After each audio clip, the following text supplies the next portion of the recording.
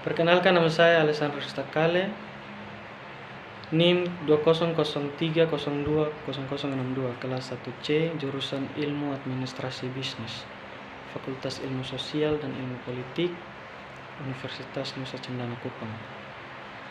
Pengertian sosiologi. Sosiologi adalah ilmu yang mempelajari hubungan dan pengaruh timbal balik antara gejala sosial dan gejala non-sosial. Menurut Pitrim Sorokin, ilmu yang mempelajari hubungan antar manusia dalam kelompok. Rocek dan Warren, ilmu yang mempelajari interaksi sosial dan hasilnya itu organisasi sosial.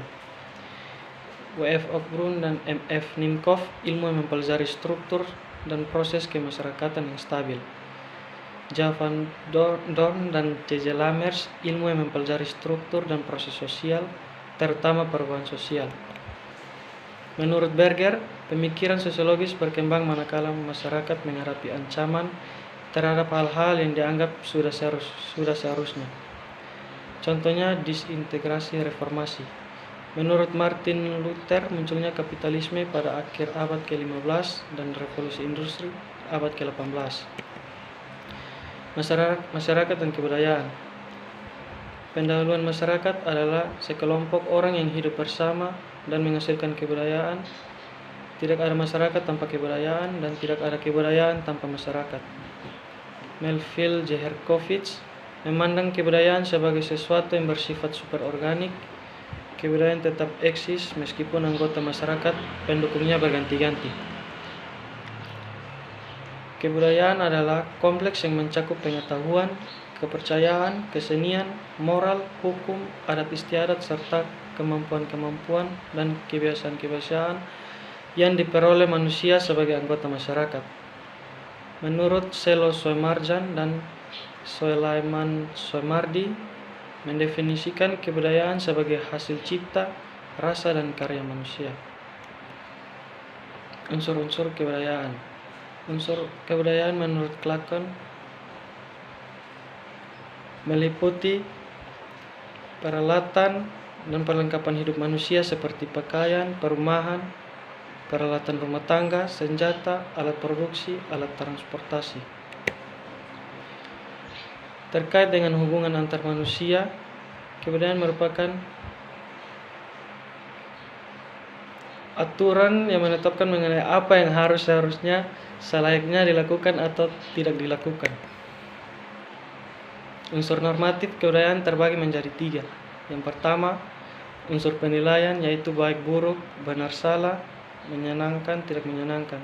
Yang kedua, unsur perintah, yaitu boleh tidak boleh, perintah larangan. Yang ketiga, unsur kepercayaan, yaitu selamatan, upacara, ritual. Kebudayaan sebagai sistem. Yang pertama, norma kebudayaan harus bersifat normatif. Yang kedua, kebudayaan menentukan cara bertindak, cara berpikir, dan cara merasa yang dikenal dan diikuti secara umum oleh para anggota masyarakat. Klasifikasi norma masyarakat. William Graham Sumner mengklasifikasikan norma-norma masyarakat berdasarkan daya paksanya terhadap para anggota masyarakat. Kebiasaannya itu cara yang lazim dan wajar serta dilakukan berulang-ulang dalam melakukan sesuatu oleh sekelompok orang, contoh berjabat tangan, cara makan. Tata kelakuan, yaitu gagasan yang kuat tentang salah dan benar yang menuntut tindakan tertentu dan melarang yang lain. Contohnya tabu, orang Banyumas tidak boleh berpergian pada hari Sabtu pagi. Kebudayaan dan kepribadian. Setiap masyarakat memberikan pengalaman tertentu yang tidak diberikan masyarakat lain kepada para anggotanya. Timbul konfigurasi kepribadian yang khas dari para anggota masyarakat disebut model personality. Sebagian besar ciri kepribadian dimiliki oleh sebagian besar anggota masyarakat adalah kebudayaan model. Misalnya orang Jawa halus dan tidak suka terus terang.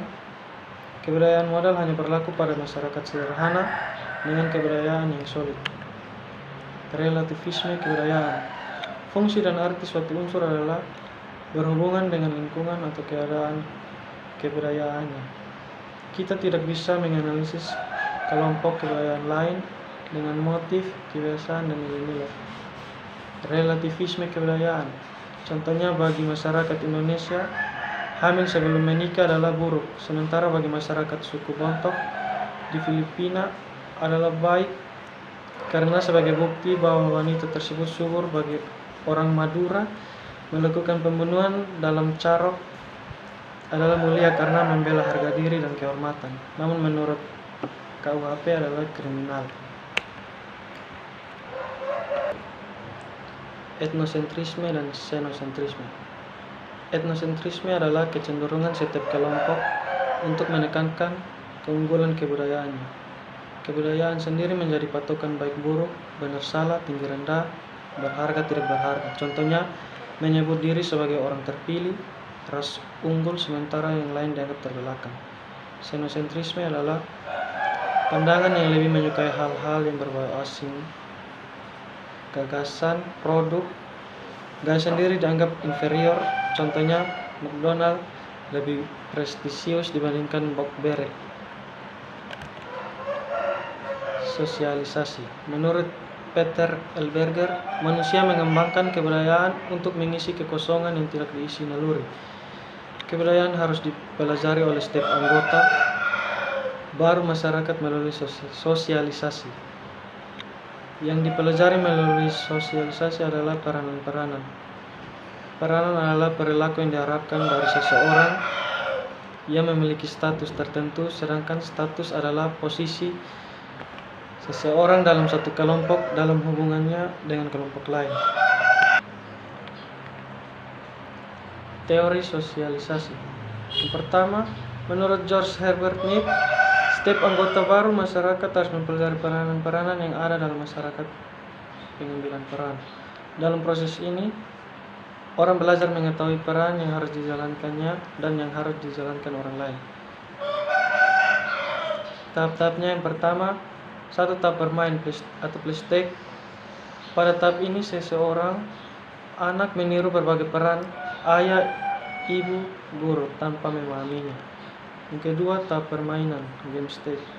Pada tahap ini, anak sudah tahu peran yang harus dijalankannya dan peran orang lain. Yang ketiga, tahap pengambilan peran, role taking. Pada tahap ini, anak sudah dapat mengambil peran orang lain.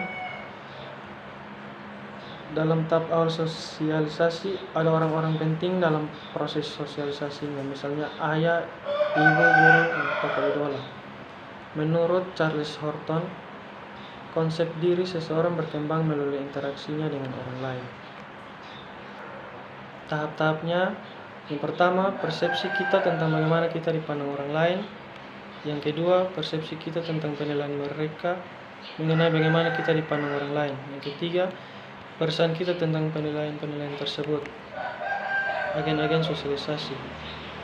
Fuller dan Jacob mengidentifikasi agen-agen sosialisasi utama, yakni keluarga merupakan agen sosialisasi pertama dan utama. Macam-macam sosialisasi. Berger dan Luckman memilah menjadi dua. Yang pertama, sosialisasi primer. Sosialisasi pertama yang dijalani individu semasa kecil, melalui mana dia menjadi anggota masyarakat. Yang kedua, sosialisasi sekunder. Proses berikutnya yang memperkenalkan individu yang telah disosialisasi ke dalam sektor baru dari dunia objektif masyarakat. Pola-pola sosialisasi. Menurut Jaeger, menekankan penggunaan hukuman terhadap kesalahan, cirinya penekanan pada hukuman dan imbalan, menuntut kepatuhan anak, komunikasi satu arah, nonverbal dan berisi perintah. Tekanannya pada keinginan orang tua, keluarga sebagai signifikan other. Participatory socialization, penekanannya pada interaksi, komunikasi lisan, anak menjadi pusat sosialisasi, kebutuhan anak penting, keluarga sebagai generalized other.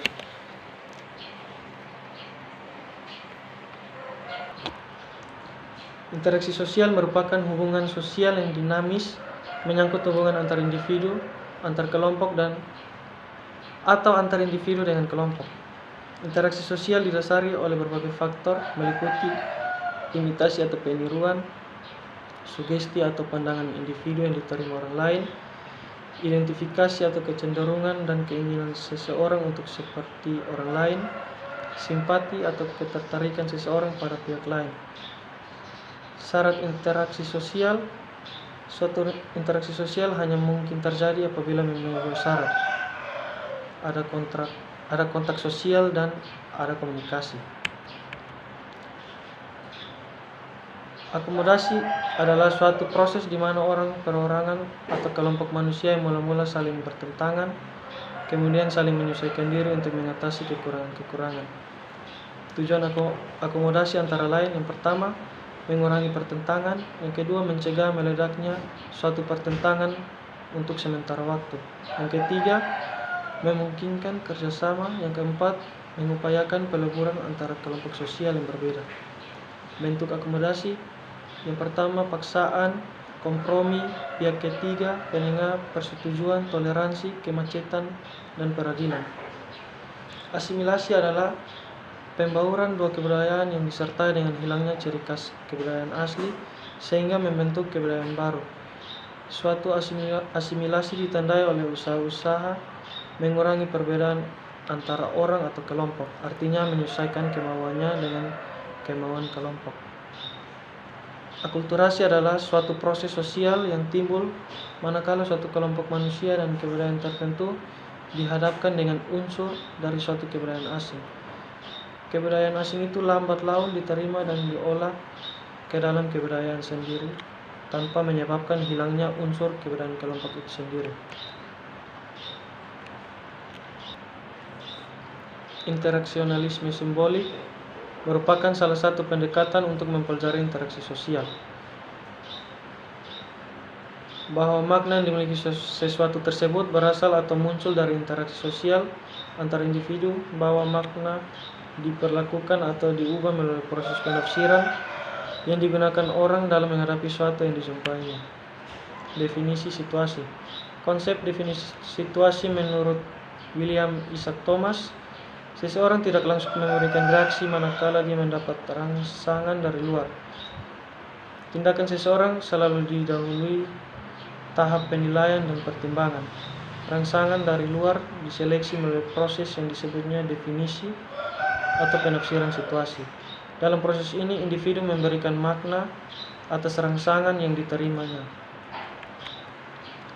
Dramaturgi. Menurut Erving Goffman, individu yang berjumpa dengan orang lain akan mencari informasi mengenai orang yang dijumpainya atau menggunakan informasi yang dimilikinya antara lain untuk mendefinisi situasi.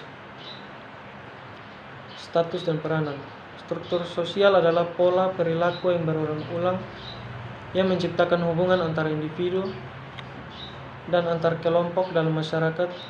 Dalam membahas struktur sosial, ada dua konsep penting di dalamnya, yaitu status dan peranan. Status adalah posisi seseorang dalam suatu kelompok atau posisi suatu kelompok dalam hubungannya dengan kelompok lain. Peranan adalah perilaku yang diharapkan dari seseorang yang memiliki status tertentu. Aspek dalam peran. Seseorang tidak dapat mengisi suatu peran dengan senang dan sukses tanpa disosialisasikan untuk menerima bahwa peran tersebut berguna, memuaskan, dan sesuai. Dalam mempelajari peran, sekurangnya harus melibatkan dua aspek. Kita harus belajar melaksanakan kewajiban dan menuntut hak kita. Harus memiliki sikap perasaan dan harapan-harapan sesuai peran-peran tersebut. Perilaku peran. Perilaku peran adalah peran yang sesungguhnya dilakukan oleh orang yang memiliki status tertentu. Perilaku peran mungkin tidak sesuai atau berbeda dari peran yang diharapkan. Contohnya, dosen menjadi PK, mahasiswa menjadi PSK. Pakaian seragam, tanda pangkat, gelar, upacara keagamaan adalah alat bantu perilaku peran yang menyebabkan orang lain mengharapkan dan merasakan perilaku yang diperlukan peran tersebut dan mendorong si aktor berperan sesuai tuntutan peran. Contohnya, polisi berseragam lebih berwibawa daripada polisi preman. Manajemen kesan. Sebagian perilaku peran merupakan pemeranan peran tanpa sadar karena sudah terinternalisasi sebagai hasil sosialisasi yang panjang. Namun beberapa perilaku peran merupakan upaya sangat sadar untuk memproyeksikan citra diri, menciptakan kesan yang diinginkan orang lain. Macam-macam status, ada dua. Yang pertama, status yang diberikan. Status yang diberikan masyarakat kepada individu terlepas dari kualitas dan usaha individu. Dibahas sejak lahir, contohnya gelar kebangsawanan, ras, etnis, gender, kebangsaan, agama, usia. Status yang diperjuangkan, status yang menentukan kualitas tertentu yang harus diraih melalui persaingan dan usaha pribadi. Perlu diperjuangkan, contohnya tingkat pendidikan, kekayaan, dan kekuasaan.